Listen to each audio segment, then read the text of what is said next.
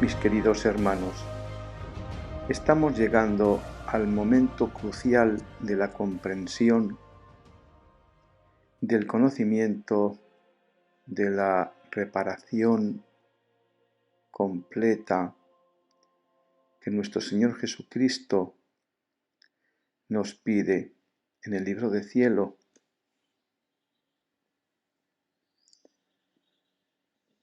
que no es otro, hermanos, que dar vida a la divina voluntad en nosotros, a vivir en la divina voluntad. Para ello, hermanos, veremos, entre otros, las fases por las que pasó Luisa Picarreta, que son las mismas por las que nosotros vamos pasando. La primera fase como alma víctima,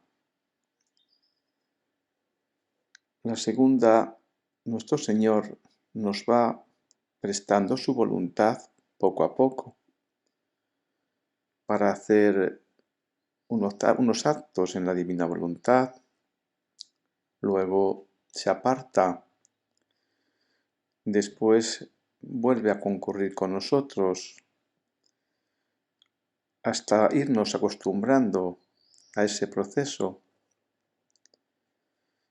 a enseñarnos a obrar con su voluntad. Es lo que él llama la fase de hacer el trabajo que hacía en su humanidad. Ya en la última fase, hermanos, cuando el alma está totalmente donada, entregada a la divinidad, es cuando nos encomiendan el trabajo de esta divina voluntad. Y aquí, hermanos, se produce esta reparación completa. Para ello, hermanos, como nos irá mostrando el doctor Tomasini y los presbíteros a lo largo de estas últimas enseñanzas, el alma ha de ir aniquilándose gradualmente, vaciándose de todo lo que no es Jesús, de todos los apegos, para llegar, hermanos, a esta profundización de la vida en la divina voluntad. Veremos también el día de hoy lo que nuestro Señor Jesucristo le dice a la sierva de Dios acerca de lo que es la voluntad. Entre otros, en el libro de cielo 32, párrafo 24:4, en el que le dice que la voluntad es el motor, lo que mueve todos los atributos del ser. Y también, entre otros, en el libro 13:22, en el que le dice que la voluntad es el almacén donde se van guardando todos los actos del ser. Por ello, hermanos, cuando nos unimos a la voluntad de Dios, a su voluntad divina, encontramos todo. Todo se encuentra en la divina voluntad, la generación del Verbo, la del Espíritu Santo y como consecuencia, hermanos, la de la creación. Veremos, hermanos, que todos esos actos guardados en la divina voluntad son acto único, no han pasado, no pasarán, están en acto presente. Los tenemos a disposición continuamente en la divina voluntad. Conoceremos también, hermanos, en esta plática la diferencia entre el significado del querer divino o acto único de Dios, la voluntad, que ya vimos que son el motor y el almacén de los actos. El querer, hermanos, es el acto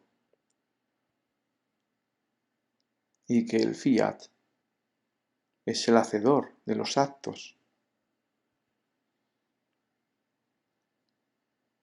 Veremos cómo Dios crea todo por medio de su palabra, ese fiat lux, ese hágase la luz. El fiat es el hacedor, nuestro Señor Jesucristo, el Verbo eterno. Por tanto, hermanos, el Padre decide, el Hijo ejecuta, el Hijo es el hacedor y el Espíritu Santo une la acción del Padre, su potencia, su divinidad, lo que le comunica al Hijo para que éste lo lleve a cabo, y lo lleva a cabo por medio de su palabra. Cuando el Hijo corresponde, se lleva a cabo el amor en la tercera persona de la Trinidad, el Espíritu Santo, que tiene como función comunicar lo que tiene de la primera persona y de la segunda. Veremos, hermanos, cómo la acción del Espíritu Santo es comunicar todo lo que la divinidad es.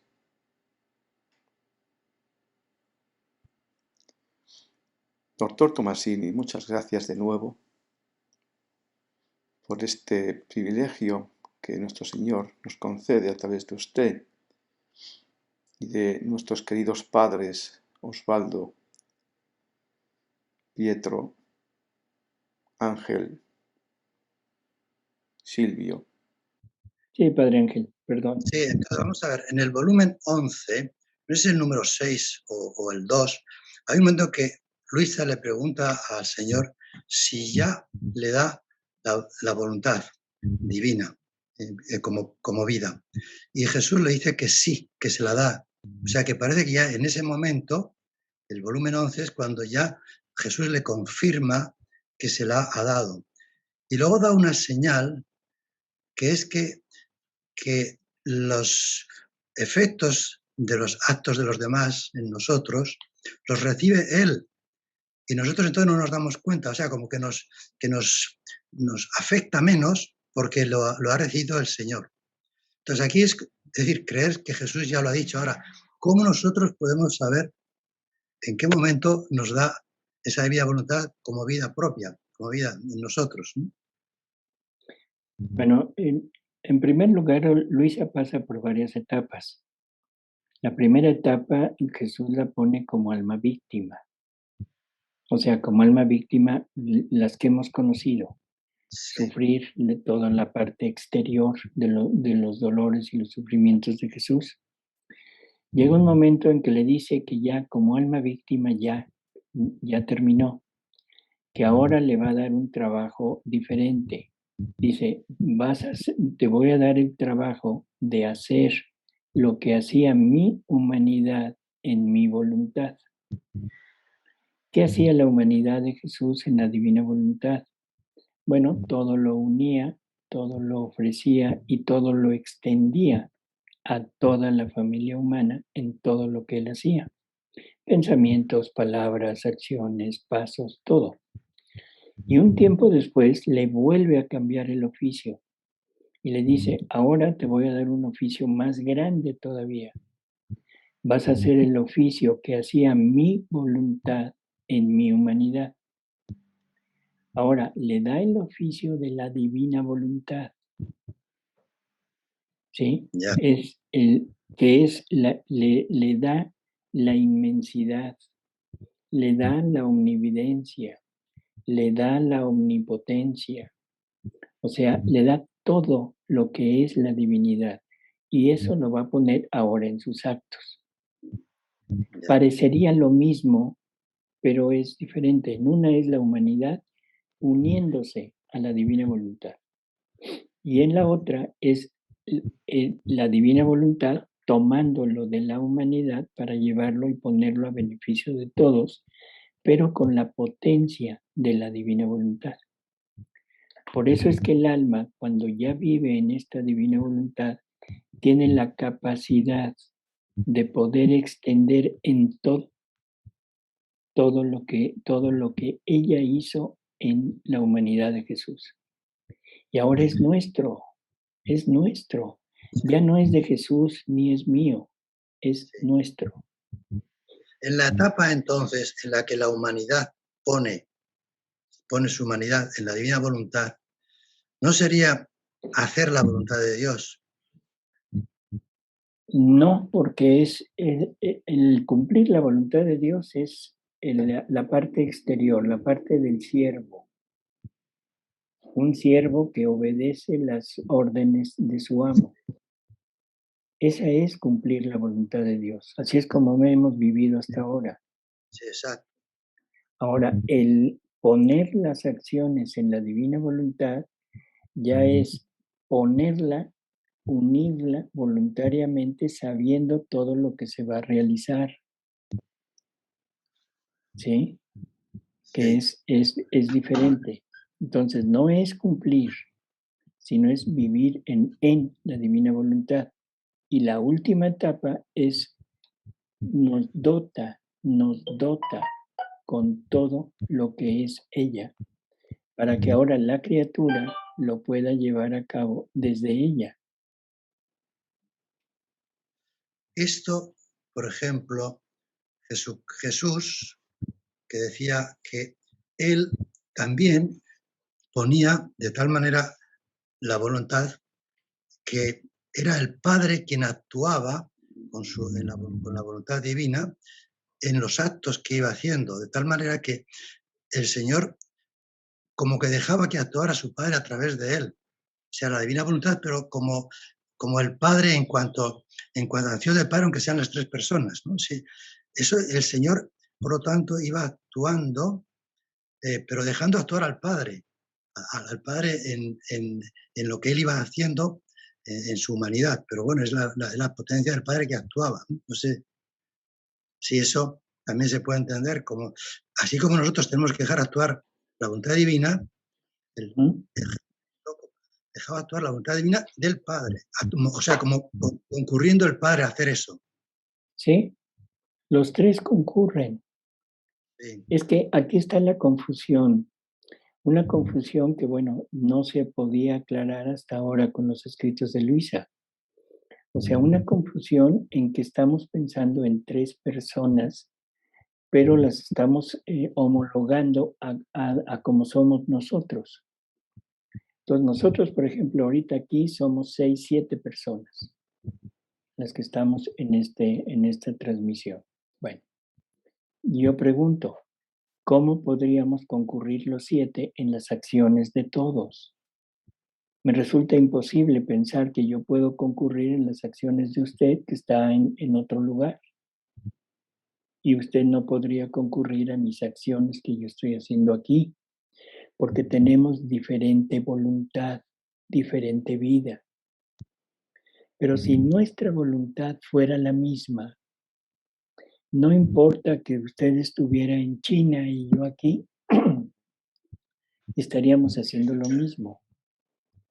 Lo que usted hiciera en China se está repercutiendo en mí en México. Y al revés, lo que yo hago en México se estaría repitiendo en China en usted, porque es la misma voluntad. Y para eso tenemos que recordar la definición que Jesús da de la voluntad. Primero, la voluntad es el motor, es lo que mueve todos los atributos del ser.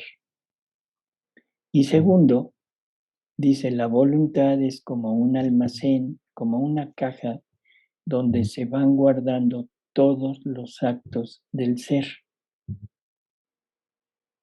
Si usted y yo tenemos la misma voluntad, los actos de usted se guardan en esa voluntad, pero esa voluntad es la mía.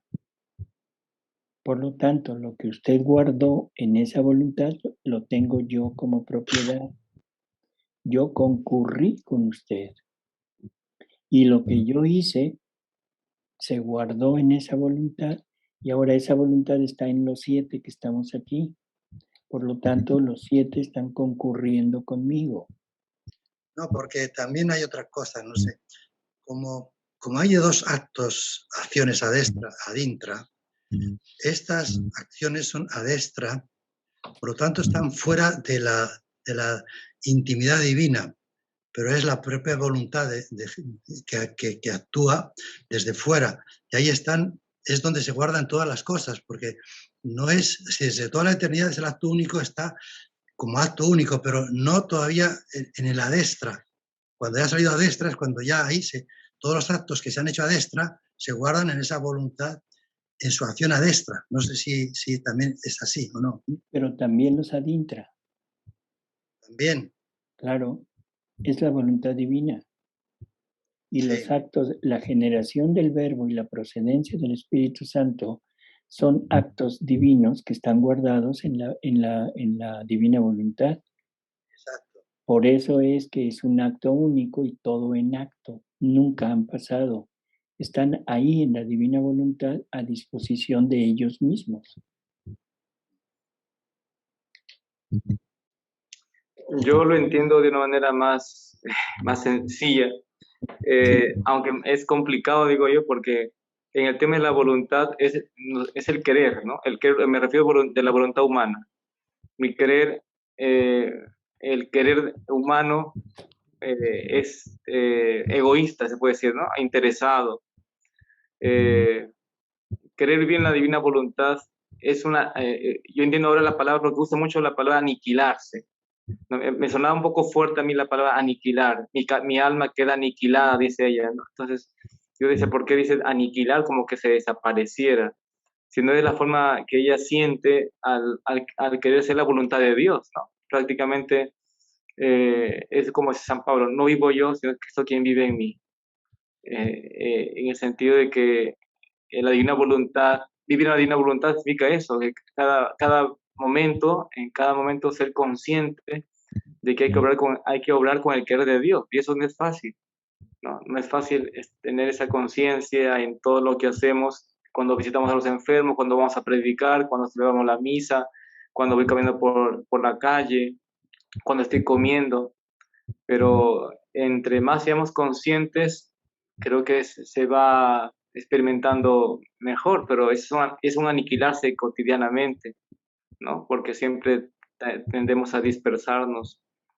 Y entonces lo entiendo así, o sea, que en el querer, en el desear, está, creo yo, de una manera sencilla hablo, el buscar vivir en la divina voluntad, ¿no? Porque si entramos a destra, a dintra, me parece a mí que nos complicamos, ¿no? Si no, Sí. está en el querer, ¿no? En la voluntad. Yo tengo como completar lo que estaba diciendo Padre Osvaldo con la pregunta. La diferencia entre la mística cristiana y la mística budista ha sido siempre esta. Entre la mística budista la persona se aniquila, es una gota que entra en el océano y desaparece completamente, queda solo el océano. En cambio, la mística cristiana siempre el individuo queda, está en Dios, pero queda, no es aniquilado totalmente. Yo sé que esto, yo lo estoy leyendo mucho en los escritos de Luisa y se ve como esto, como que estoy entrando en Dios, en él, pero se queda Luisa, o sea, no es que desaparece Luisa, el nombre se queda, no es un... No. Sí, pero hay algo que debemos como puntualizar mucho. Lo primero, una cosa es voluntad y otra cosa es querer. Para poder entender a Luisa, hay 3 palabras que son aparentemente que las usa indistintamente: voluntad, querer y fiat. La voluntad, él la define como el motor y el almacén en donde se guardan todos los actos. El querer es el acto. El querer es el acto. Entonces, cuando hablamos del querer divino, estamos hablando del acto único de Dios, que encierra generación del Verbo, procedencia del Espíritu Santo y todo lo que eso trae en el exterior, que es la creación. Cuando hablamos del querer humano, estamos hablando de los actos, ¿sí? Mi acto forma parte de mi querer. No es lo que yo quiero, no es un acto volitivo, de decir yo quiero esto, sino es la acción. Entonces, querer es el acto. Y el fiat es el hacedor de esos actos.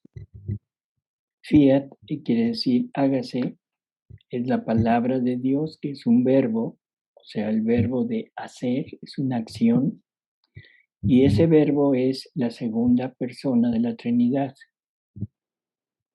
Cuando Dios crea todo por medio de su palabra, fiat lux, hágase la luz, fiat, hágase. Entonces, el fiat es el hacedor, que lo podríamos poner como el Verbo eterno, segunda persona de la Trinidad, o como Jesús, y es el Verbo eterno encarnado. Entonces, el Padre es el que decide crear, digamos así. El Hijo es el que ejecuta. Así es. ¿Santo qué función tiene? ¿Los qué? ¿Qué función tiene el Espíritu Santo? O sea, el Dios Padre creador, Dios Hijo el que lo ejecuta, y el Espíritu Santo es el que mantiene después. Es el que une la acción del Padre, el querer del Padre, o sea, ahora sí que el deseo del Padre, la potencia del Padre, la divinidad del Padre, que se lo comunica todo al Hijo para que el Hijo lo lleve a cabo por medio de su palabra. Y cuando el Hijo responde, cuando el Hijo corresponde, entonces es cuando se forma el amor. El amor debe estar formado por el dar y el ser correspondido. Y por eso es la tercera persona, porque ahí formado el amor, ahora el amor tiene que amar. Y amar es dar lo que tiene, comunicar lo que tiene. Y el Espíritu Santo, su acción es comunicar todo lo que la divinidad es, pero a las criaturas. Y a la primera criatura que se lo comunica es a la humanidad del Verbo eterno. Entonces, lo que pone el Espíritu Santo es el amor de los dos, el Padre y el Hijo, lo pone comunicándolo a las criaturas. Así es. O sea, el Hijo ejecuta, aceptando la voluntad del Padre, y el Espíritu Santo, esos dos actos, esas dos acciones en amor, que es el que a toda la creación, que por eso en la creación está el amor de Dios, está ahí presente. Perfecto. El nosotros, el Espíritu Santo, el nosotros de Dios. Uno el yo, uno el tú, el otro el nosotros. Así es. Sí. Bueno, entonces, si ya tenemos estas 3 palabras, ahora cuando hablamos de aniquilar, porque ese es el punto, y sí se oye fuertísimo cuando decimos es que tengo que llegar a la nada. No, tenemos que llegar al todo.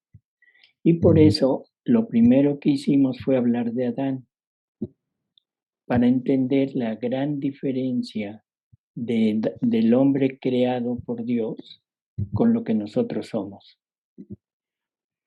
Entonces, nosotros perdimos total y absolutamente todo lo que nos hacía semejantes a Jesús, todo lo que nos hacía ser hombres, seres humanos.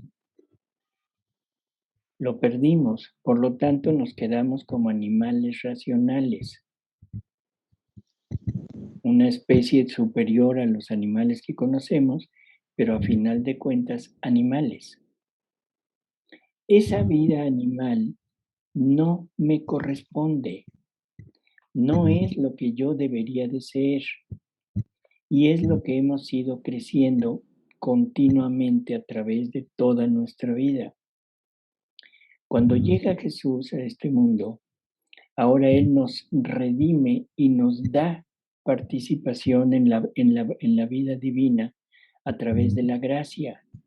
Por eso perdona parte del pecado original. Y digo que perdona parte porque nos reintegra esa germen de vida divina, pero no nos reintegra el motor para hacer crecer esa vida divina. Porque una vida divina debe crecer con actos divinos, no con actos humanos. Por lo tanto, estamos todavía ahorita, en este momento, todavía no estamos teniendo la igualdad con la humanidad que Dios quiso crear, que es vida humana, vida divina, voluntad humana y voluntad divina, a semejanza de su Hijo Jesucristo. Si no tenemos... Sí. Disculpe, le entiendo lo que dice, pero en cuanto a los escritos de Luisa que menciona eso, pero no va con lo que, porque como es Jesús el verdadero Dios, verdadero hombre, es perfecto su redención. Aunque hay frases, ¿verdad?, de San Pablo que menciona, ya lo hemos dicho aquí, decir así que no fue, nos da en parte la vida divina, suena un poco fuerte, en el sentido que Jesús nos redimió a todos, ¿no? Sí, pero nada más redime lo que asume, Padre. Ya, claro. San Atanasio nos dice que se redime lo que se asume. Y Jesús no asumió no fuimos engendrados. Él no pasó por las primeras etapas del ser humano. Él entra en la etapa de feto. Por lo tanto, de feto. Feto. Feto. Luisa. O sea, Luisa nos dice, ¿mandé? No fue embrión, digo, lo que quieres. Exacto, no fue huevo, no fue embrión, sino entró ya cuando su humanidad estaba perfectamente formada, muy pequeña, pero ya con los miembros perfectamente formados. Eso es etapa de feto. Bueno, visto desde el punto de vista ginecológico. ¿Sí? Y eso es en algún momento. ¿Mandé? Si se lo dice al momento, porque esto es muy gordo, esta afirmación, de que no asumió toda la primera parte. Bueno, es que eso lo dice San Atanasio, no es Luisa. San Atanasio dice que solamente se redime lo que se asume. Y Jesús no asumió esa parte. Por eso es que el pecado original, o sea, se perdona en parte. No nos quitaron el fomex, no nos quitaron esa parte que nos lleva al mal, esa concupiscencia. No quedó aplastada, cosa que Adán no tenía. A ver, es que Cristo estuvo los 9 meses dentro del seno de María. Entonces, si el feto es después de 2 meses o 1 mes, ¿qué pasó en ese balón? No, o sea, eso no me lo pregunte, Padre. O sea, Jesús lo dice muy claro. Jesús dice que el Espíritu, cuando María dio su sí, el hágase en mí, el Espíritu Santo entró en su vientre y con 5 gotas de su sangre formó la humanidad de su humanidad. Y dice, y cuando esa humanidad pequeñísima como una avellana estuvo formada y con los miembros perfectamente formados, en ese momento Él se encarnó. Entonces, Él se encarna en el momento que esa humanidad está totalmente formada. Por lo tanto, no pasó por las primeras etapas de nosotros. Bueno, esto empalma también con lo que dice Tomás. Con respecto a lo dice que Perdón, pero no se escucha bien, padre. No se escucha. escucha, a ver, Esos son los volúmenes, ¿no? Los volúmenes. no es volumen, no puedo No hay ver, volumen. pero No se escucha, padre. a ver, Bueno, Bueno, doctor, eso está en los volúmenes, lo que usted dice está en los volúmenes, ¿no? sí, así es. Claro. O sea, yo creo que es muy difícil hablar, por ejemplo, lo que decía el padre Pietro ahorita, bueno, en los otros 2 meses, o sea, no, fue el padre Ángel, ¿no? Padre Ángel, escucha, ¿no? sí. Que dice 2 meses, 7 meses nada más. Son- Yo creo que aquí hay que utilizar prácticamente la fe. O sea, Jesús me dice esto, no habría ningún problema con que el embarazo de María fuera un embarazo normal. Y muy bien pudo haber pasado 9 meses que no estaba en una formación, sino simplemente en un desarrollo.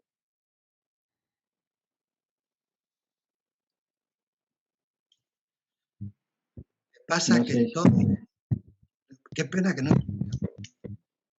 Santo Tomás decía que el alma, o sea, la persona, a los 2 o 3 a los meses del haber sido fecundado.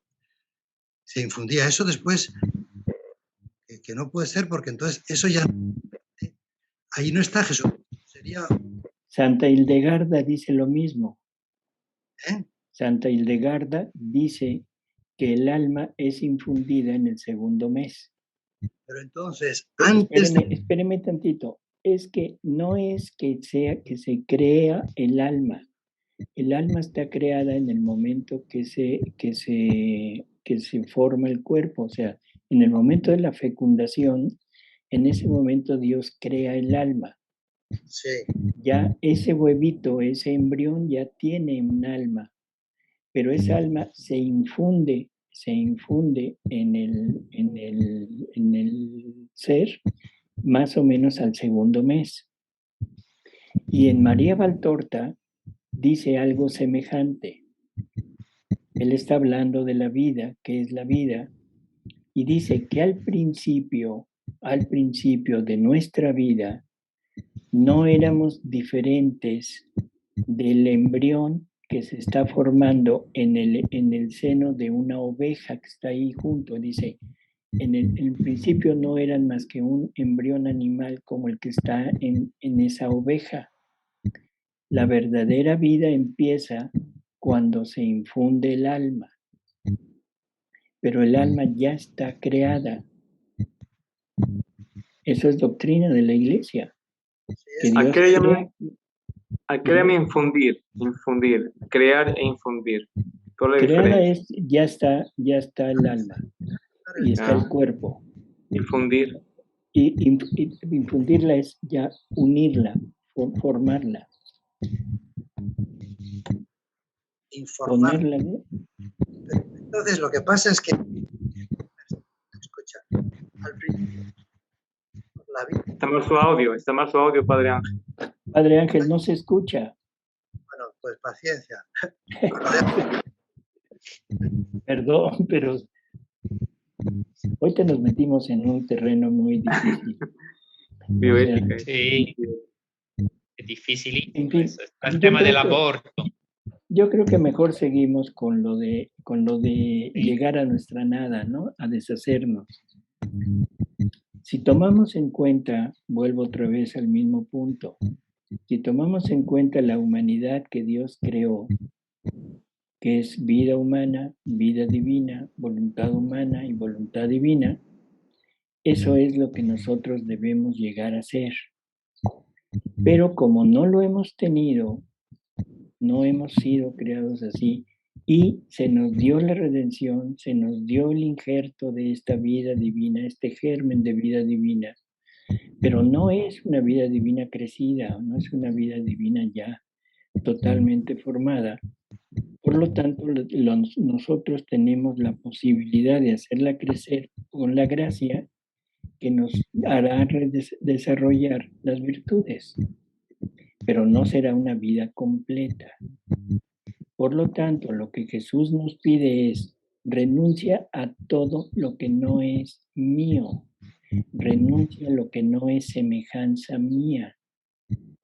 Y en el momento que hayas renunciado a eso, en ese momento mi divina voluntad entrará en ti y pondrá en ti todo lo que se puso en el momento de la creación del ser humano.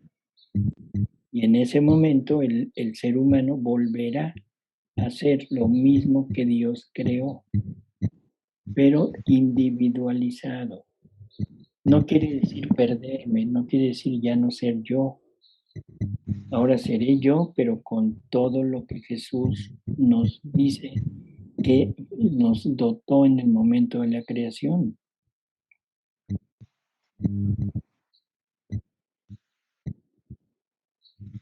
¿Sí quedaría claro, Padre Pietro? Clarísimo. Entonces, no es renunciar a nuestra personalidad, a nuestra individualidad. No se trata de eso. Se trata de renunciar a lo que no somos. ¿Sí? Se trata de renunciar a lo que no somos. Todos estamos muy contentos con lo que hemos formado, con los logros que hemos realizado en nuestra vida y nos sentimos ufanos, nos ufanamos de lo que hemos logrado. Pero lo que hemos logrado es a costa de sacrificar la vida divina que deberíamos de tener.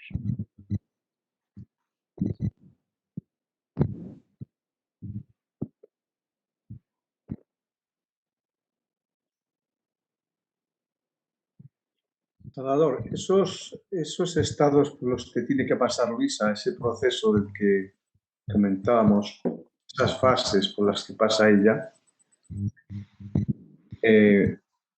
guardan relación directa con el grado de vaciamiento paulatino que va teniendo, Claro. que va pudiendo albergar, asumir a la divinidad en sí. Uh-huh. Así es. Al Y en ese principio proceso, al principio es alma víctima, común y corriente, como cualquiera de las que ha habido hasta ahora. La segunda fase es como cuando Jesús nos dice que nos va prestando su voluntad poco a poco, nos la presta para hacer unos actos, luego nos la quita, luego nos la vuelve a prestar para irnos acostumbrando a obrar con su voluntad. Eso sería la fase de te voy a dar el trabajo que hacía mi humanidad en mi voluntad. O sea, ve aprendiendo a vivir en esto. Y cuando el alma ya está totalmente ensimismada, totalmente donada a esta divina voluntad, es cuando ahora le dan el trabajo de la divina voluntad. O sea, lo podríamos poner de esa manera, ¿no? Entonces la reparación, la criatura ya, cuando verdaderamente podemos llevar a cabo esa reparación como Jesús nos pide, es ya en el grado de vaciamiento total. Así es. Y yo creo que esto debemos entenderlo urgentemente, sobre todo por los tiempos que estamos viviendo. O sea, Dios requiere de una reparación continua. El nombre que tú pusiste, perpetuo, perfecto, pero una verdadera reparación. Una reparación que llegue a poner a Dios en el punto de decir, ¿saben qué? Ahora sí, me están haciendo la fuerza suficiente para que yo ponga mi basta. Que Dios ponga su basta en este mundo y que ya no haya más problemas de lo que está viendo, que ya no haya ¿cómo decirlo? Todo este desquiciamiento que hay ahora, ¿no? Dice, las almas que viven en mi voluntad son las más inmediatas a mi humanidad. ¿Sí? Y ellas, como son las más inmediatas, pueden presentarse investidas de mi humanidad como si fuera otro yo delante de la divinidad y pueden desarmar la justicia divina y conseguir reescritos de perdón para las criaturas. Entonces, las criaturas viviendo en la divina voluntad viven en Jesús y Él vive en todos. Por lo tanto, ahora el alma vive en todos y hace reparaciones totales, perfectas a nombre de toda la familia humana, pero reparaciones divinas. Vamos a poner Juan Pérez, quien sea, no importa. O sea, es un de lo peor, es un asesino, bueno, comete todos los pecados habidos y por haber. Pero ahora, tú, viviendo en la divina voluntad, tienes la posibilidad de extenderte en todos los actos de Juan Pérez y rehacerlos y presentárselos a Jesús y decirle, Señor, aquí está. Es lo mismo que hiciste tú. Ahora yo lo estoy haciendo con nuestra voluntad. Te lo doy para reparación. Y eso es lo que va a aliviar a Jesús. Y eso ahora Jesús lo toma y lo presenta junto con lo de él, se lo presenta al Padre. Y entonces ahora tu reparación es una reparación total, completa, divina. ¿Sí? Y eso continuamente, nunca cesará, nunca, ni dormido, ni despierto, ni trabajando, ni entretenido en lo que sea. Todos tus actos se convertirán en un acto único de reparación completa. Y eso es lo que no hemos entendido.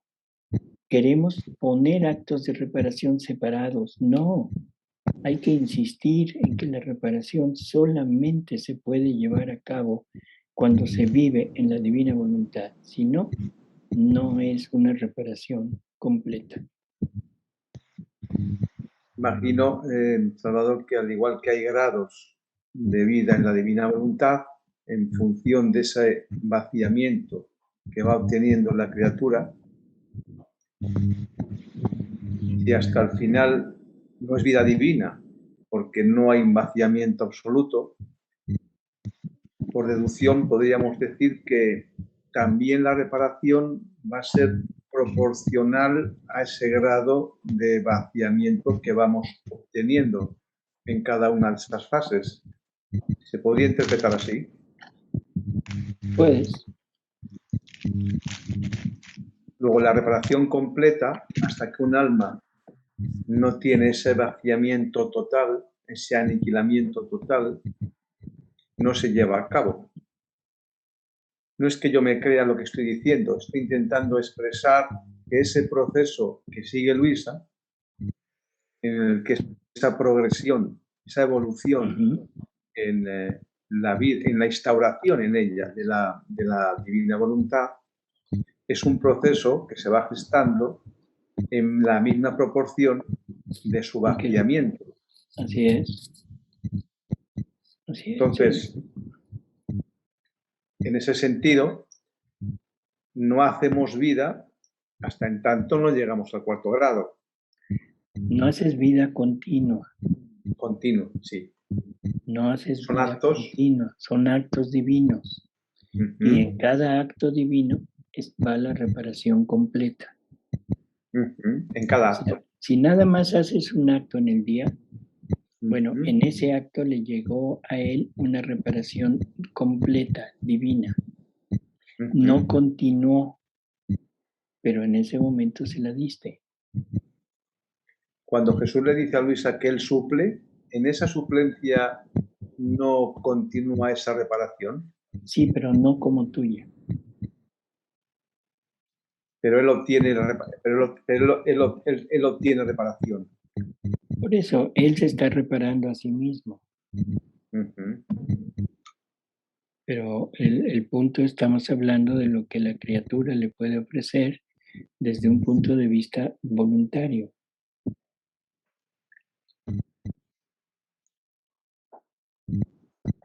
En cuanto a los efectos que produce esa reducción de flagelos y ese recorte de los tiempos, a pesar de que la criatura vaya haciendo actos y se vayan produciendo reparaciones en cada acto, la parte que la criatura no es consciente y que sufre Jesús, está reparando Jesús sin mérito para la criatura, pero sí produce efectos esa reparación en esa reducción de flagelos.